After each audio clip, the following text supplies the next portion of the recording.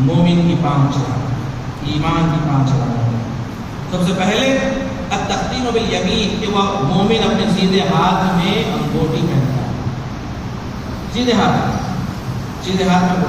ہاں، بائیں ہاتھ میں یہ حکم ہے کہ اگر آپ سیدھے ہاتھ میں پہنے ہوئے ہیں تو بائیں ہاتھ میں پہن سکتے، کوئی حرج نہیں اس کے اندر، مگر سیدھا ہاتھ خالی ہو اور بائیں ہاتھ میں پہنو، یہ مومن کی علامت نہیں ہے بلکہ منافق کی علامت ہے۔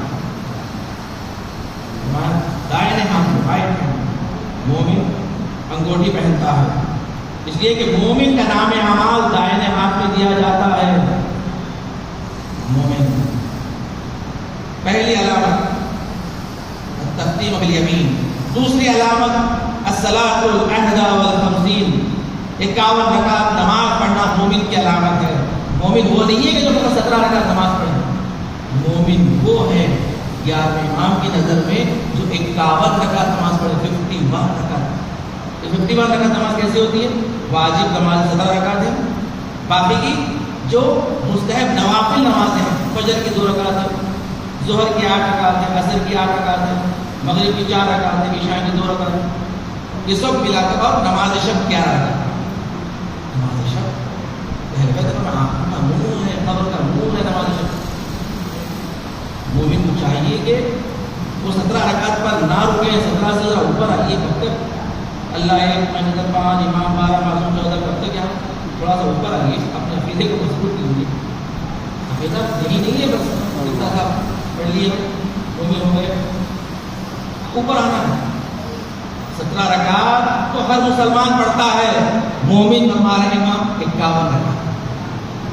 جی 51 رکعت نہیں بھی ہو سکتا تو کم سے کم اوپر تو آنا۔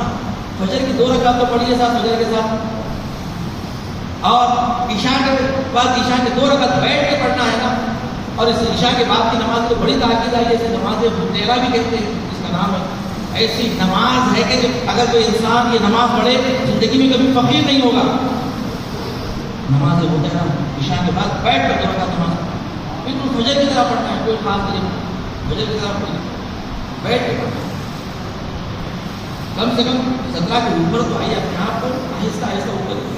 ظہر اثر 8 رکعت نہیں پڑھ سکتے، کم سے کم 2 رکعت سے ہی نوافل کی نیت سے پڑھیے، 2 رکعت سے پڑھیے۔ نماز شب بھی کہا گیا ہے کہ 11 رکعت اگر نہیں پڑھ سکتے کچھ نہیں، کچھ 2 رکعت پڑھیے، آخری کی 3 رکعت پڑھیے۔ یعنی کوشش کریے، مولا کو بولیے تھا کہ مولا میں نے کوشش کی زندگی میں تاکہ میں اپنے آپ کو 17 رکعت سے اوپر لے کر آؤں۔ دوسری علامت 51 رکعت نماز۔ تیسری علامت جہر بسم اللہ الرحمن الرحیم، نماز میں وہ بلند آواز میں بسم اللہ پڑھتا ہے۔ یہ نماز ظہر و عصر کے لیے ہے، مومن کو چاہیے کہ بسم اللہ کو بلند کرے، اور بسم اللہ کی بڑی تاکید ہے۔ آپ دسترخوان پر بیٹھے، دسترخوان پر بھی بسم اللہ کو پڑھیں، زور سے پڑھیں تاکہ بچے بھی یاد کر سیکھیں۔ بسم اللہ، بغیر بسم اللہ کے آپ کوئی کام شروع کریں، روایت میں وہ کام ناقص رہتا ہے جو بغیر بسم اللہ کے شروع ہو، اللہ کے نام کے ساتھ شروع ہوتا ہے۔ اس کے بعد فرمایا تحفیل الجبین، یعنی اپنی پیشانی خاک پر ٹکاتا ہے۔ اب خاک پر مومن کی علامت ہے کہ جب نماز پڑھتا ہے اس کا سجدگاہ خاک ہوتا ہے، مٹی پر سجدہ کرتا ہے۔